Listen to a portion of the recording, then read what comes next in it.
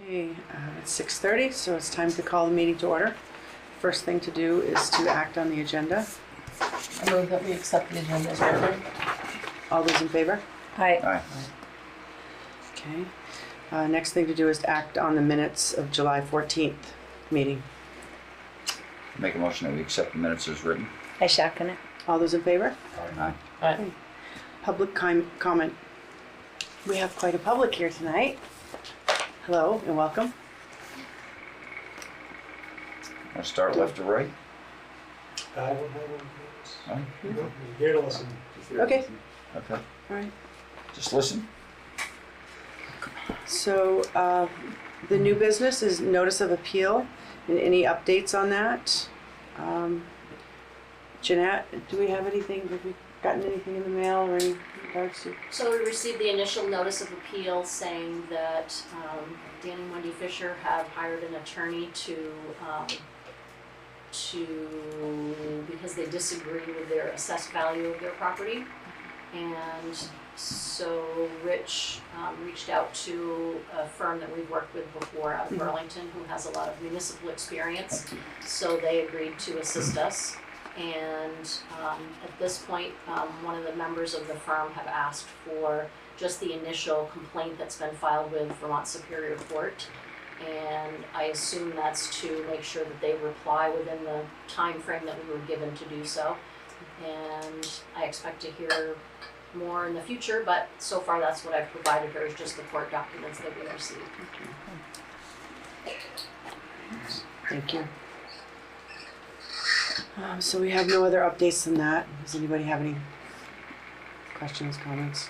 Okay. So next we're going to move on to highway and garage. Chris is here. Hi, Chris. Report. Yeah. I have a lot of reports right now. Okay. But all things on roadside.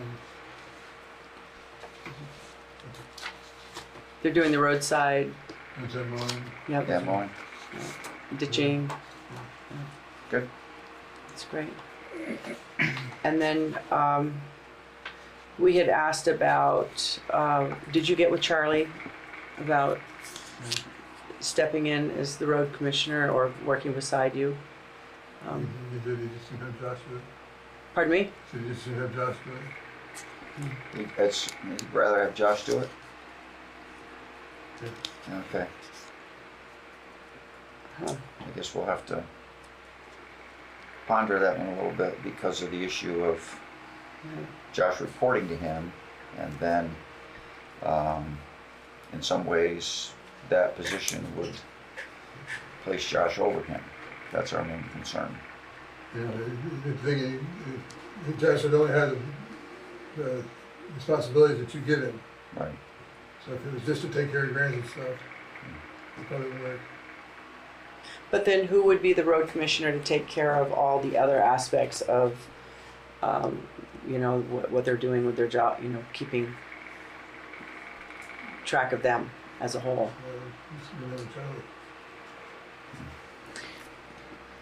I would like to suggest that we take our time, maybe a few weeks, and like consider consider our overall options. I agree. One of my, I wish Charlie was here. I know it's a lot of work, and so I wonder if we as a board were to look at stipends for Charlie, if we could say, hey Charlie, what if we gave you a stipends for doing that? And that would be something we'd have to discuss as a board and what that would look like, because I know it's a lot of extra work. I mean, the board members are aware of how much extra free work we're all doing on a regular basis. So, Yeah, I have thought of that, but I wondered if that was like other a towns have done normal, it. is that an allowable thing? I think if we, I mean, I think we have it, it would depend on how much it was and whether or not we have it in the budget that we could do, but it would be something we'd all have to talk about and decide on. But like other towns have paid road commissioners. I don't know which ones off the top of my head. I'm looking Yeah. at Jeanette, because Jeanette may know of a couple. I'm not sure But- specifically, but I am certain Yeah. that they do. And we're not sure if that would entice him or not. Right. Yeah, but we haven't really, let's just make sure there's no, let's just make sure what our options are, because. Right, I agree. Robin? Mhm. One of the options, so Charlie and I were just talking about some of the responsibilities, and one of the things he talked about was this, chasing the grants all the time and figuring out what's out there, and Chris spends a lot of time doing a lot of that research, and it's a lot of work, and I'm going to reach out to the Regional Planning Commission because I think that's certainly within their scope of responsibility, and it may cost something, but at this point, they often are the ones who come to us with grants and say, hey, I'm remembering that you guys had this project, and we could certainly reach out to them if we had something that needs to be done, or looking to see if there was a grant open. At this point, they, in a lot of cases, fill out the applications for us, particularly when they're doing any kind of consulting work. And so that might be a way to take such difficult work off the plate of the road commissioner. I would fully expect that in many other towns, grant writers are used for things like that, and other avenues are used, and it is not on the plate of the road commissioner. In reading the grant, we are all well aware of how important it is to understand a grant. We've become very aware of that as this board has evolved. And so to me, it's really important we have somebody with a strong understanding of what they're looking at when it comes to a grant. So that's a great idea to reach out to them. And again, I would like to I'd like to ask Charlie again and see what he thought, if there were avenues that we could take to help him kind of see us through at least until our next until the next town meeting, and give us a little bit of a time, because maybe he would find that it was easier than he thinks if he had some additional help. What are your thoughts on that? Pardon me? You doubt it? No. Okay. So the issue that we're talking about, just so that I'm clear for myself, is that it's Charlie is Josh's direct boss. Yes. So to have Josh be the road commissioner is like having him then be the overseer Yeah. or boss of his own boss. So this Right. is weird. Yeah. I'm right? Yeah, I mean, I'm you are. understanding. Okay. Correct. Yeah. And we haven't reached out in the community. Maybe No, we we could haven't. find somebody else. I heard, I don't want to talk about it now because it's secondhand, but I mean, I think we haven't really exhaustively looked Searched. off, No, off the road crew. I think that our initial idea was that we would really like to see Charlie in that position, and Right, we felt because really he- comfortable with him being in that position.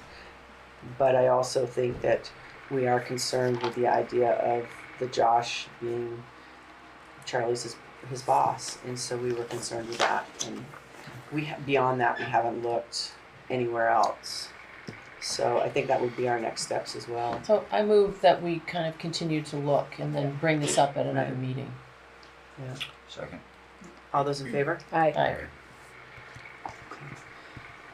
Road reclassifications. Is that something we should be talking about right now without Charlie here, or should we have Charlie here for this? Pardon me? You want to talk about it now? Okay, good.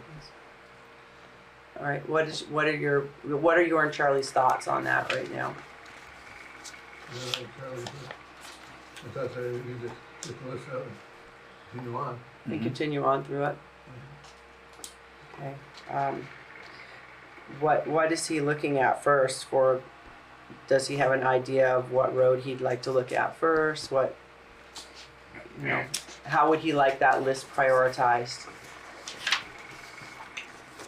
I don't know. Pardon me? What you guys just want to do first. Okay, Is it's it our up- decision. Is it ours or is it? I would think it would be Charlie's decision I think it'd be up to us, but he would have input that we don't have. that we don't have Right. to know what is right. So we kind of need his. Without him here, we can't ask him the questions. Well, I have the document here, which was hard for me to understand being new to this, but I think you probably Yeah, I do are understand a used little to bit. the disposition versus the class was what was confusing to me. So what we're looking at is our class, and tell me if I'm wrong here, Chris, our class 4 roads, oh, I'm sorry, Susan. Well, I'm sorry, but I mean, for me, I think it's clear that the select board will have the decision, but I feel like kind of unmoored from even having this conversation without the road commissioner bringing it to us with a recommendation about the different things, which you've done, but I'm just wondering if we want to wait until Charlie is here also. Well, I know that I am going to have questions for Charlie because I personally will be, okay, well, what exactly does that entail?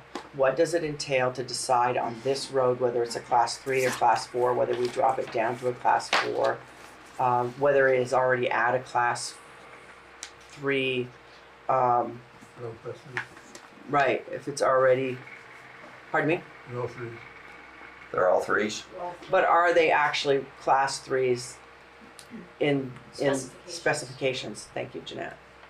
That's my question to Charlie is, In because standards. that's where this all started. Are they for all? I mean, they may be class 3s on paper, but as the road is shown, is it a class 3? And if it isn't a class 3, then we were needing to make a decision to bring it. This is the way I understand it. Tell me if I'm wrong. We were needing to make a decision with Charlie and you. Do we make it into a class 4 road, or do we bring it up to the true standards of a class 3? That's what the state wanted us to do. So my question would be for Charlie or for you, whoever can answer it, which one of these roads should we be looking at first, and why is that? Which ones need the most amount of work, and what do they need to bring them up to a true class 3?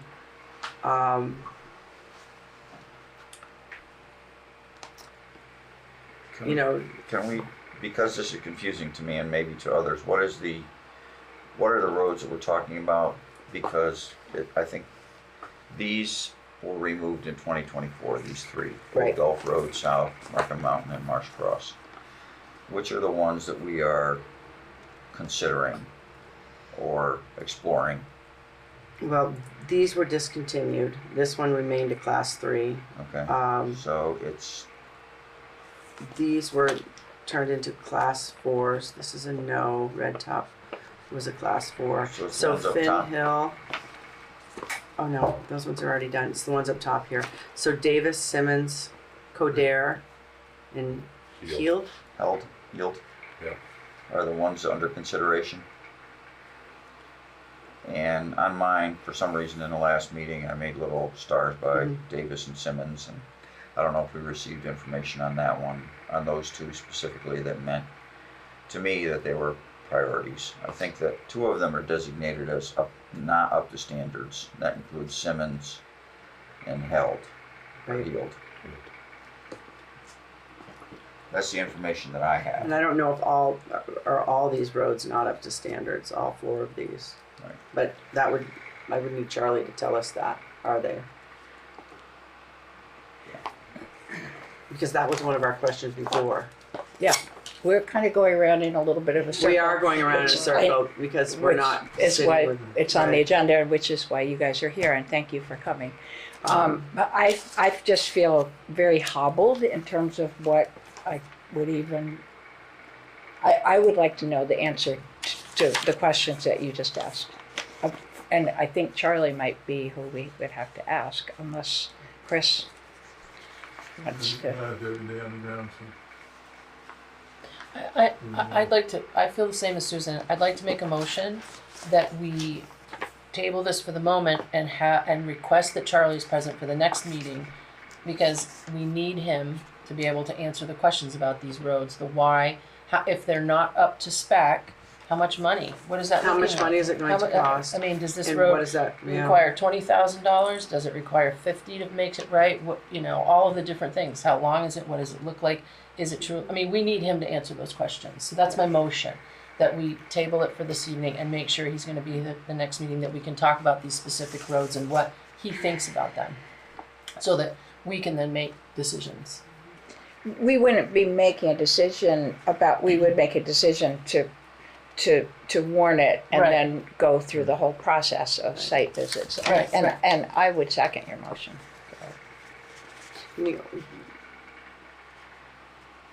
The only other alternative to that would be to make a motion to do site visits, but I think it's better for Charlie to be here with us. I think I agree, so. You've seconded it? Okay, all those in favor? I Aye.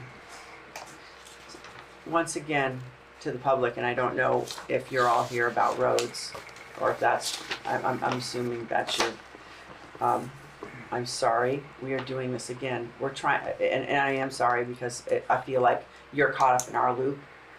But the reality is that we are really struggling to make decisions without being, having everything in front of us that we need to know. So again, I'm Since they're here and it's on the agenda, can we just hear what I would love to hear hear what anything you guys have to say while you're Yeah. here, in case you aren't available when Charlie is? And I'll say something on this. What's your I'm road? Meg Moynihan and I'm on Codair Road. Okay. I just want to, there's a couple of things I think I just want to point out, and there's, including us, there's 4 sets of landowners that abut Codair Road. So it's not just one, landowner, which I think was part of the conversation from what I've gathered. And in fact, when we first lived there, when Nate and Jill Pond owned it, that frontage on the downhill side, they had a logging operation going on, and their log landing is, I'd say, like 7/8 of down that road. I mean, it's at the end of the road. So log trucks were going through and turning around at the town turnaround. It's not in other words, it doesn't feel like a private road. People use it, people access it for trails. Hunters access it, it's not posted. Hunters access it. Ride horse, we see people on horses, we see people on bikes, people walk there, so it doesn't feel like a private road or a driveway. When we first moved, I remember Chris going and talking to Linda and Kevin Baker about the fact that was, before we built the house, where to put the house, and we put it there because it was the end of a town maintained road. Had we known that was going to change, we could have gone, had our building somewhere else closer to Steinley, like further up the hill on Steinley Road, so we would have road access. We consulted with Linda and Kevin prior to buying it. Yeah. And that's what dictated our decision to buy the property and to build where we built, where we had other decisions that we could have made had we known that this would have been pulled out from under us at a later date. So one question, just for clarification, just so we have all the data. There's one home on the road currently. Okay. And Codair is 0.35 miles long. Okay. So not half a mile. Now, as you know, I think one of the challenges is for these roads that I've learned in my short tenure here is that they're not up to spec for the larger equipment that the town is now using to plow roads and maintain roads and all that sort of thing. One of the equipment, some of the equipment that we're using is going to be unwieldy on some of those roads. Is that correct, Chris? I think it would be on that road. Did you get that? It would not on that particular road. Oh, not on that particular road? Okay, good to know. So it's not limited regarding snow removal, is what we're hearing. I'm not that clear on why Cadair Road was on that list if they're 4 landowners. It doesn't make, so that's why I would need Charlie Charlie, to right. even know like what the thinking was. I know Blanchard Road was on there, but then that kind of went off, and that's got multiple landowners, but I have a question. Like, what, if there's a business, is that under a different kind of like category? Because I heard somebody saying about it. I mean, I know there's the maple sugar people, but I'm just kind of curious. What did I misunderstand? Again, these are things that we, without Charlie here, that we, Okay. I I don't know. think several of these roads, I mean, I know Old Gulf Road, we knocked it down to class 4. There's multiple landowners on that road. There is no houses on that road. It's a little bit of a different situation than you folks. So I it think seems the decisions were based more on the number of homes. than Number the of homes, I think, landowners. is just how The these number of homes popped and up. also the condition of the road itself. That was the biggest thing that the state asked us, and I'll get to you in just a second. The state had come to us and said, if your roads aren't up to class 3 standards, you need to reclassify them. So many of us would have a road that, may not be a complete class 3 standard, isn't got the riprap and everything else that goes along the edges. I mean, mine isn't like that. And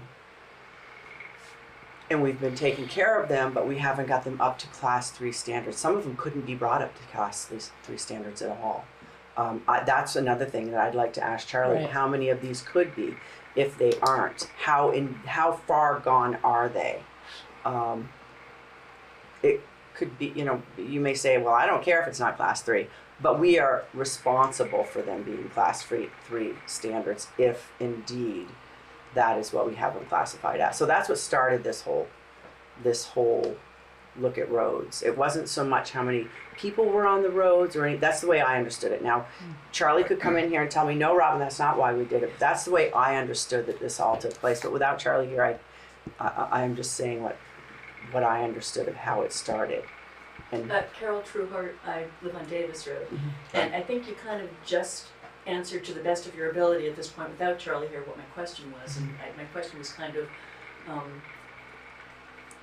where Davis Road, there's, and Jeanette, correct me if I state this incorrectly, there's a grant to put a box culvert in, where the culvert is now, because it's been deemed to be too small, so, I'm just wondering, once the box culvert is in, does that bring it up to class 3? Yeah, exactly.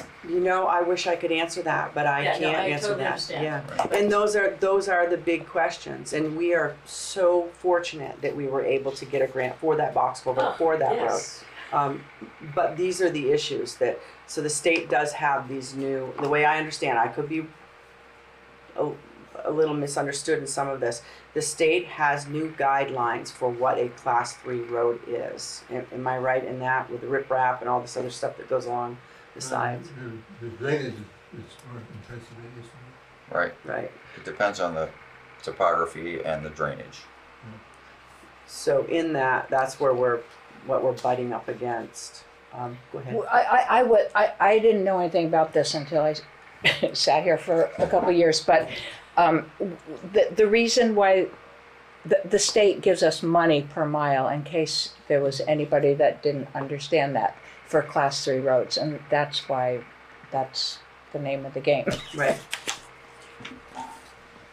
Can I ask a question? What do you mean by money per mile? Oh, you'll have to ask Jeanette. We get money For from the maintenance state segments, for yeah. our town roads based on how many miles of roads there are, and that's their power over The money us. collected from state gas taxes Yeah. gets divided among all municipalities based on the number of miles of class 1, 2, and 3 roads that you have.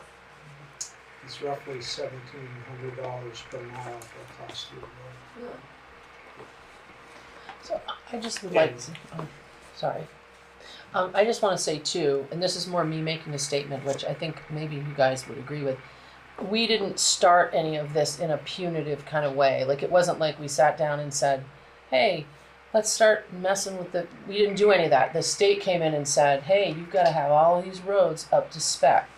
So this is what you're saying. I'm just kind of repeating what Robin was saying, because I think some of you are probably going, why all of a sudden, out of the blue, Right. are they bringing all this up and looking at people's roads to change and all that stuff?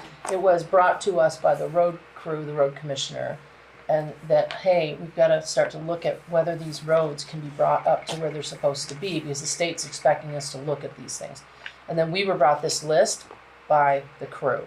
We didn't come up with it on our own. So that's how we all ended up sitting here. And it's not the first time. Back when I was on the select board years and years ago, 20 years ago, it came up. And to be honest with you, I ended up having to leave the select board because I just couldn't keep doing it. I had so much on my plate.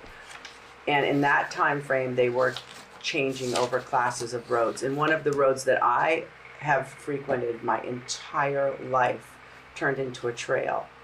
Had I been on the board, I would have been like, wait a minute, what are you doing? This is we all drive this road all the time. And it ended up at a trail. So it was kind of a bummer. We could no longer access the back area of the property that everyone used to access because it was thrown up as a. So it's not the first time these things have happened. It is something that the state does ask you to do, and has been done other times. Go ahead, Cindy. If there was, the suggestion was to bring a class, what looks like a class 4 up to the class 3 standards, does the state provide any funding for that? Are there options for funding if the town decides to do something like that? That's a good question. Would we just get the funding that we normally get for class 3 roads, or would they give additional funding? I don't know that. I would think that. I don't think so. Yeah. You don't think so? It would be the road commissioner or the Charlie that maybe could answer that. Chris says he doesn't think so. I haven't done it in years, so Yeah. I don't really know that. I don't believe it. Right. Maybe they might have it. Right. That's a good question. You could help in the decision making. But even within the framework of what we have to work with in the state, the select board does have discretion to decide what it decides, I think. Yes, I think so too, but we also have to look at the cost. Yeah, no, clearly, but I'm impact. just saying that Yeah. within what we have to work with, we do have some discretion. I think one item that hasn't been mentioned here is that the more miles of road we have that are classified that the town has to maintain and plow, the more time and money goes into doing all that work. And as a board, we're constantly encouraged to limit the taxes in Andover. And there's a cost associated with maintaining and plowing roads. And so it's a variable. Whether it's a deciding variable or not, I don't know, but it is a variable that if we have to explain to the town that we are town landowners, that we are spending $50,000, say for example, to upgrade some roads to a class 3 standard, or whatever it might cost, and that is going to be an additional cost in the budget. And those roads have, for example, one home on them. We have to defend that decision to the taxpayers, who are always reminding us to be as frugal as we can. So it's a factor.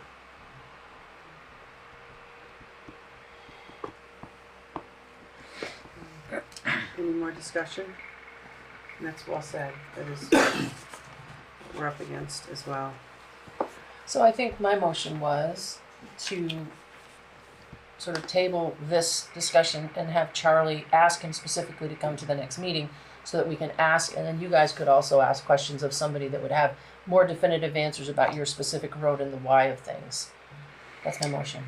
If I can add to that, if we do pass this motion, it would be nice if we could communicate that to the interested parties, that we will be prepared On fully that day, yeah. on that day to I discuss agree. it.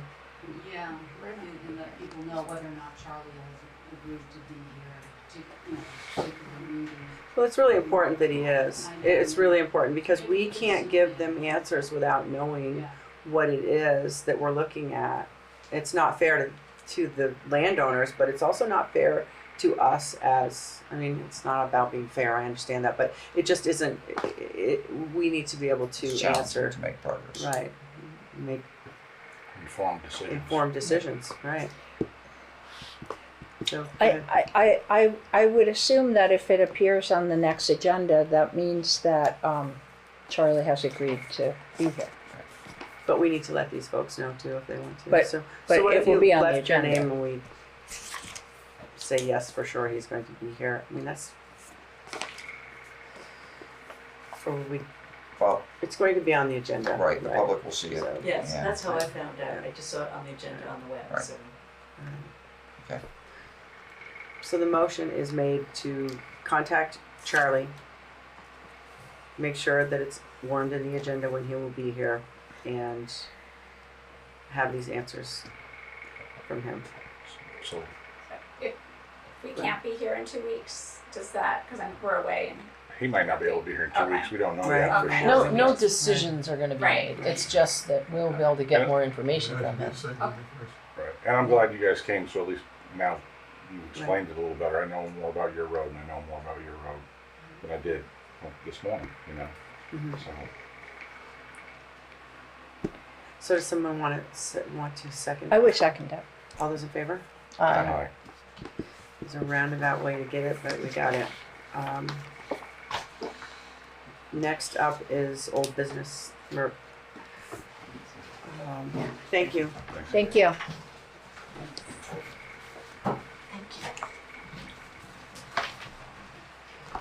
So we had a meeting with Shelley from Architon. Rich was there, and Rich is very eloquent and put things together. And do you mind? No, that'd be fine. There you go, Rich. All right, so if you look at the budget, and I don't know, I think all of you received this tiny print Yep. Yeah, budget, okay? There are 3 basic breakdowns. There's the office, the town hall, and the garage. The office is $108,000, $668, okay? If these items are included that are in option A, and we'll go over details, I guess. The town hall, you can see, is the largest part of the budget. It's actually the majority of the budget. And it's over $300,000, 301. That's double F, I think. And then the town garage has been reduced to only $12,854. So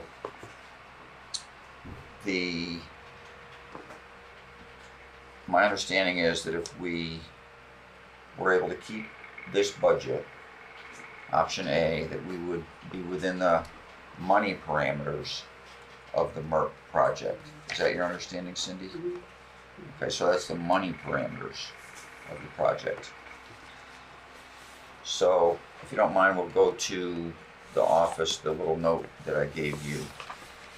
So that amount of money, which is not entirely accurate right now, but it would take care of the envelope, windows and insulation, control water from the roof and away from the property, and control or fix humidity problems, install a heat pump for heating and cooling, and keep the existing furnace available. So that, should we decide the heat pump is not going to be efficient because prices go up in the future on electricity or something, we are not stuck. Okay. I think the issues to resolve are related to the goals of MERP on all these 3. The goals of MERP, which is energy efficiency, and what the building really needs. So we are hoping to get what the building really needs, and they are hoping that we will only do energy related work, okay, because that's their scope. understandably. And they're kind of interrelated. They are. Yeah, they are. Some of them, if I may Yeah. interject for a second, some of the things that may not look like the scope of work in an energy efficient manner truly are, because without them we can't get the energy efficiency that we need. And so Shelley has said that she would sit and discuss with them. Right. And kind of go over why she thinks that a roof should be replaced as opposed to just Right. fixed. So in the We're not office, gonna the insulate the attic if we can't replace the roof, because right, it but makes no can, sense. if we can stay to the office, I think that's the easiest one to get rid of. Right. The issues to resolve that they had a little pushback on were gutters and dehumidifiers, because they're not directly energy related, but we want them. And it's our understanding that you can't have moisture problems and good insulation. Right. The two don't fit together. And so if we don't take care of the water and humidity problems, some of the work that we do would be inefficient at best. And it does create a humidity problem once you button everything up if you aren't addressing the humidity, especially in a basement. It's like a toilet that the back of your toilet, how it Yeah, it could do a lot of harm. Right. So And if you look at those line items, the gutters and downspouts are $1,800. The dehumidifier in the basement is $2,000, and for the vault it's $2,500. And so altogether, there's close to $7,000 that we want, of work that we want done, that Shelley has to convince them should be part of the scope of the grant. Should we be deciding, I mean, I guess at some point going along after that process, we could decide if it was important enough to the town for us to spend the town money, but that would be we don't premature to have think town about. money either, so that's an issue. And the thing is that as we had said before, that if you are going to put a heat into a building and you don't insulate above, it makes no sense to put heat in that building. It just doesn't hold the heat. So it's really, Shelley, I feel really confident in her. Oh, good. I feel like she is going to be able to explain to them, and they have experts in all these different avenues. Okay. So my feeling is that, yeah, we're spot on the. We don't have to make a whole lot of decisions Right. on this building. We just need her to explain to them why we would need this done. But then when we go down to the other, She recommends that we have a site visit with them for two reasons. Well, she speaks of one reason, but I think of another reason. One reason is to show them, and also have a chance to exchange, more freely, verbally, and that sort of thing. The second reason, I think, is it's harder to say no to a person's face. Yeah, that's true. Okay. And so I think a site visit is in her plans, to respond to their whatever pushback or concerns they have. And hopefully that will help us move forward with some of these items. And she'll be prepared, I think she knows where they're gonna push back. Right. That Right. discussion, I so, do. she's just gonna wait for them to push, and then Right. she's gonna be prepared. and she really truly comes up with very good and valid concerns in why we should do A, B, and C, Yeah. and how important it is. And at this point, I don't feel like that us as a board are we aren't in a position to do the pushing or to explain really as clearly as she is to why we need the scope of work to be amended once again to include some of these other things. And I think But that I think she is. that she's also already working on other MERP projects, Yes. gives her some equity with them. So I think the town hall is the is the most challenging for us because it's the largest piece of the budget. And that amount of money would take care of the envelope installation of heat pumps for heating and cooling, keeping the existing furnace available just for the same reasons. I think the biggest issue here is the roof. Now the slate roof, it's come to our attention from Architect that the slate roof needs replacement. They say it's essential. They say, what's the point of doing all this other work of buttoning things up, and then the roof needs replacement, it's going to leak, it's going to wet the insulation, it's going to... Well, and you can't put insulation in because it's a cathedral ceiling. The only way to access the roof line of the building is to actually take the top layer off and go from the top of the building. You can't go inside the building because of the cathedral ceiling.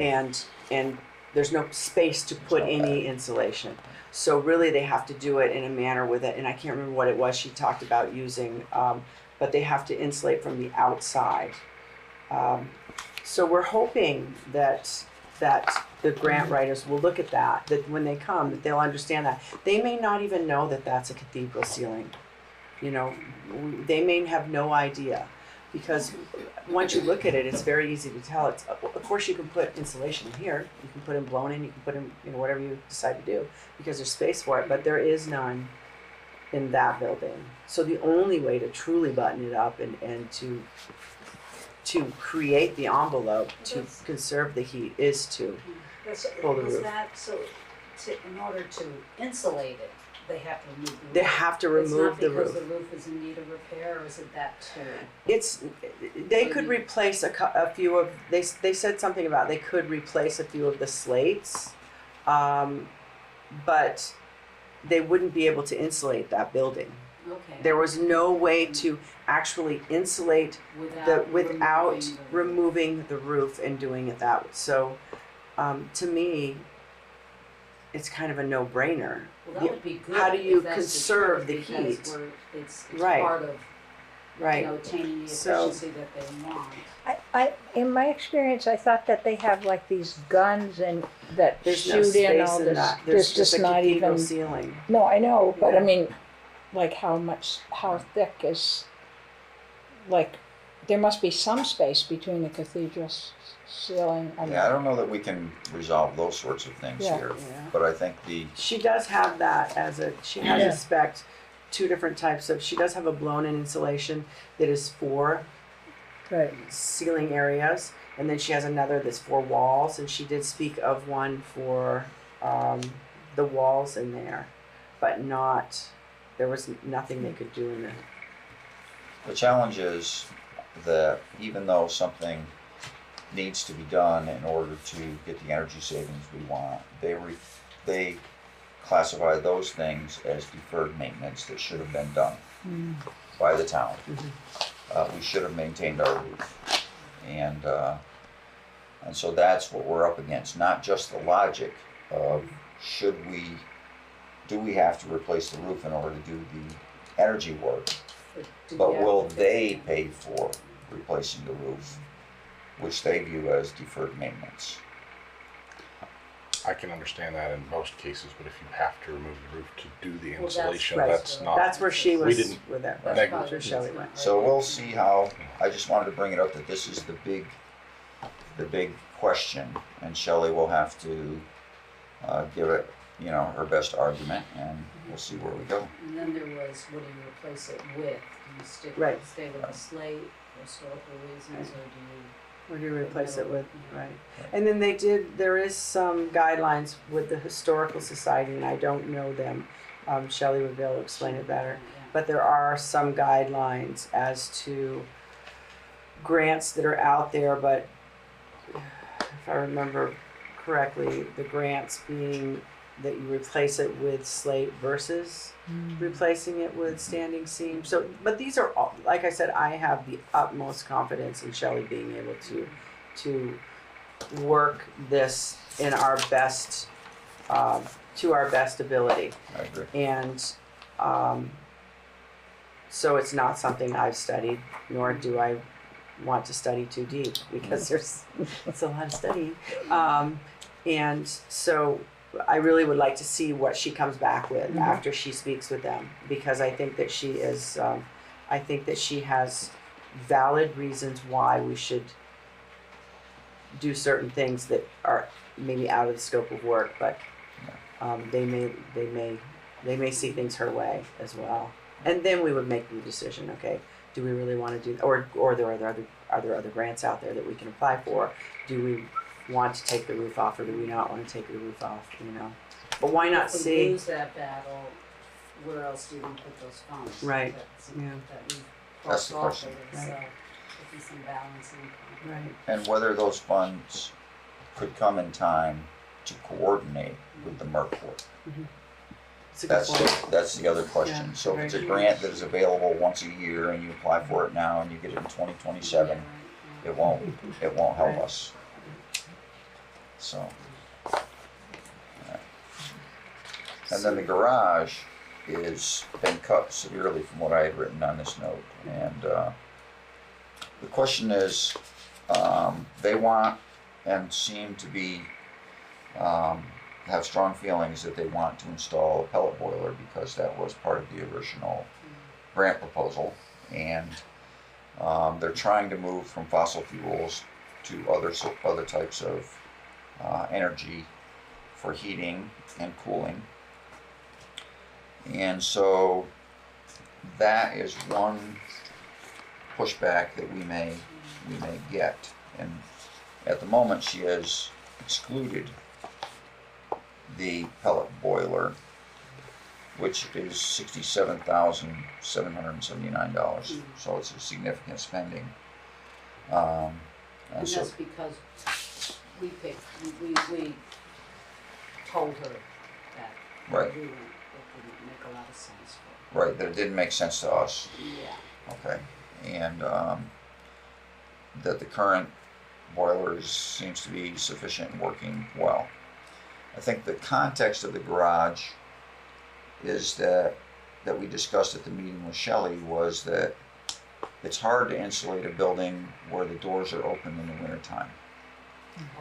A lot. A lot. And so the gains that you would save in energy costs kind of literally go out the door. In this case, I was going to use window, but door. No. So again, we'll have to negotiate and work with them to see if they're willing to do some other things, which would be It's really just keeping the boiler, insulating with the windows. right. They have their office space. Right. Are they willing to do some of these other things if we don't do the boiler? So those are the, And the garage doors too. I think right, well, the big. garage doors are apparently off, BGS really wanted those. right? Kind of surprised that we took those off, but And she may speak with them about it. She did say, but within our budget, Where would we get the we would, 80,000 right, from? we don't have the, So, plus, I think Charlie was saying, if you don't widen these bays, because, they're hitting the walls there. oh, I agree, it needs to be Yeah. done. Can it be done under That MERC? wouldn't make sense to get these brand new doors and then Right. chipping away at the sides. You're Right. gonna lose whatever insulation you might gain having had new doors, so that's another reason why those ended up coming out, because they wouldn't cover the cost to enlarge the doors. So I don't know if there's much, do you know if there's much we can do today, Robin, other than just bringing everybody up to speed? no, on what just, the I big- think we've done, like, bring everyone up to speed. We had left that meeting thinking we were going to full steam ahead, start picking through all of this, but I really think that we need to hear what Shelley comes back with, and I'm Cindy and Rich, I'm relying on what you two think about this too, but hear what Shelley comes back with after speaking with them, so that we know exactly where we stand and what we can put into this. That's kind of my thought. That's definitely the case, yeah, we have to hear what BGS has to say Right, about before we how can we're looking make, at it. yeah. Let her make her arguments, then she'll be able to tell us, it's pretty good that we'll probably get this, or it doesn't look Right. so hot that we're gonna do this, and then we could start playing with the pieces some more, and then there's the visit, so Right. she's big on getting them here to see Right. Right. what we're up against, so. Yeah, Yes. my biggest concern is that if they say no to the roof, then will Shelley do the rest of the work on the town hall? If they say no to the roof, we're not going to put up a new roof. We're not going Nothing to. I'm gonna worry about until I get an answer from her. Oh, Right, we have You know. to. right, I agree, but that's my biggest concern How much because was it's, the roof? 64,000. 62 or 62,000. less Or if it's 42 if it's metal. metal. We heard that there would be pushback from some townspeople if we use metal, because the slate looks nice from the road. It's traditional, you know, and the Historic Society may need to approve a change anyway. Right. If we change it. We're gonna have to replace those missing slates no matter what. We should have done it all along, obviously. I mean, But will we? we might have to but pay for it. Can so. we put the envelope in, you know, can we Right. actually create the envelope that we need for the energy efficiency without replacing the roof? That is the big question, and, you know, in my mind, no, we can't without replacing the roof, and I'm hoping that that's how, the grant writers see it, and that, you know, but we're gonna, Shelley, that's going to be her, she will, They won't even like fix the basement or anything if we. We don't know. We don't know. They, what they might she'll not say. want to do any money or She'll say. anything. I mean, Okay, she so we'll says, wait. I think she's taking a position that it's essential, and she will argue that position strongly, and then, depending on what the results are, we may have to change plans. Okay. right, Yeah, 'cause the other thing they might come up with, and we don't know, is how we're distributing the money among the 3 buildings that were initially Right. right. audited. You know, like Mhm. we're just putting 12 in the garage, and we have a limited budget, so we have to be able to argue for that too. Why we're distributing it the way. I think Shelley mentioned that in other projects that she's been on, that in some cases for budget concerns, they've taken one building completely out of Right. a project. So She it's, did mention that. so it's something that they have done before. They've made accommodations. I think they recognize that when they write the grant, they're putting out estimates, but until an architectural firm comes in and prices things and looks at it in greater detail. So,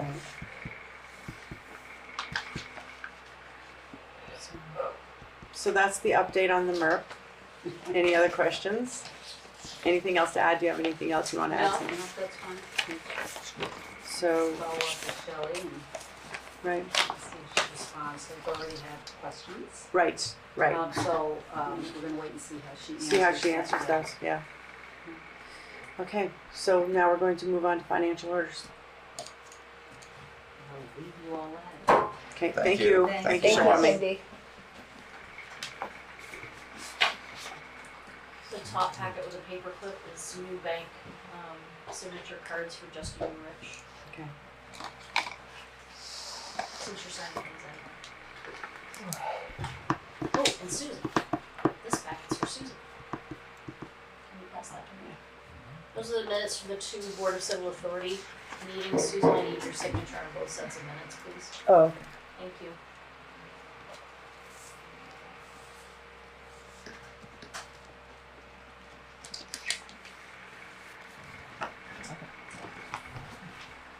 I wasn't there.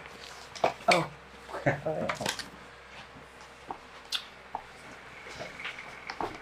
Is there another spot we need to I sign? don't know. Is there only one spot to sign on this? So, do we need to sign on page? You need to sign everywhere your printed name is. Okay. So in this box for Rich, Okay, in this box for Robin, okay. and the same will be on this page, same thing. Sign Okay. here in this box. Mhm. And sign here in this box. Yep, And Everywhere. several then you boxes. sign, yes. So one's the general bank Right. account thing, Okay, thank you. and then the others are for each Yep. account.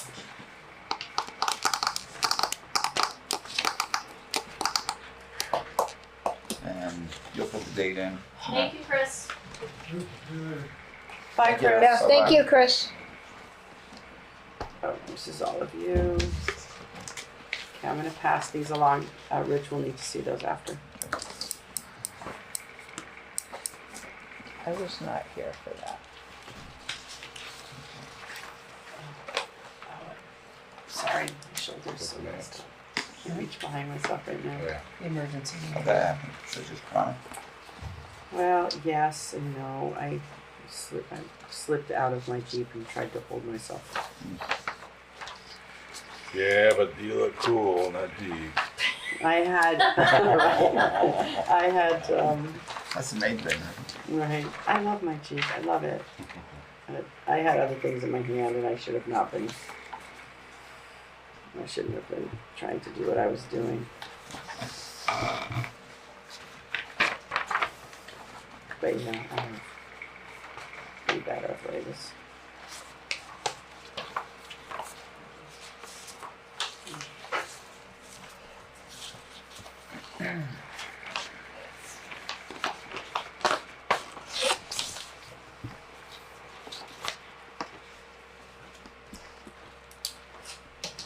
Thank you for writing all that up. That Yeah, it's really- just, I like doing this sort of thing. You're very good at it. Yep. Very You're good. saying that because you want me to do it. I do. Well- I really appreciate it. You have no idea. Well, it was a way to, we let you do the brain work. Yeah. No, it was. You have a finesse with it, and I appreciate it. It's just. It was my job.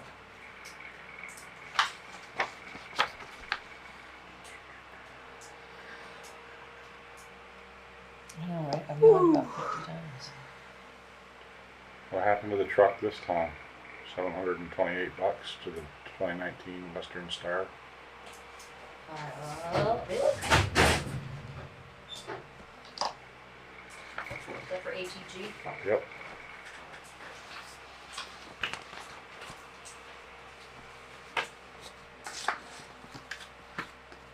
Air compressor, drain valve.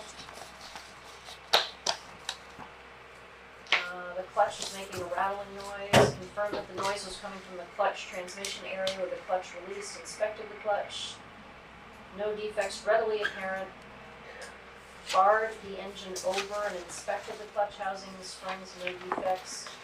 Rattle could be from bad pilot bearing or bearing in transmission. Would need to pull the transmission to diagnose further. Wonderful. It's not good. Clutch, electrical instruments and controls. Well, haven't we had trouble, how many times? 3 times over with the old tandem in the transmission? Thank you. History, huh? Thank you, Jeanette. You're welcome. Because you wanted all that bad news in great detail. Yeah, it makes it so much Really? more I know. palatable. I'm not surprised there could potentially be a transmission problem. Right. I'm surprised it was $728 to tell you it might be something in the transmission. Right. Yeah, that's Yeah. well, I think they got it in quickly. They called it an express diagnosis. I thought they didn't do anything though. Right. Yeah. They turned things over. Yep. But, Yep, rattling. making a noise. Rattling. Wow. Good thing we have a new truck on order. That's Yeah. exactly what I was That's the thinking. world. Well, it'll break like a month before it gets here, or 3 months before it gets here. Let's hope it doesn't. No, let's hope it doesn't. Okay. Now on to the correspondence. Oh, there isn't any. Oh, well, lovely. I move that we adjourn the meeting. All the, No. go ahead. I second. All those in favor? Aye. Aye.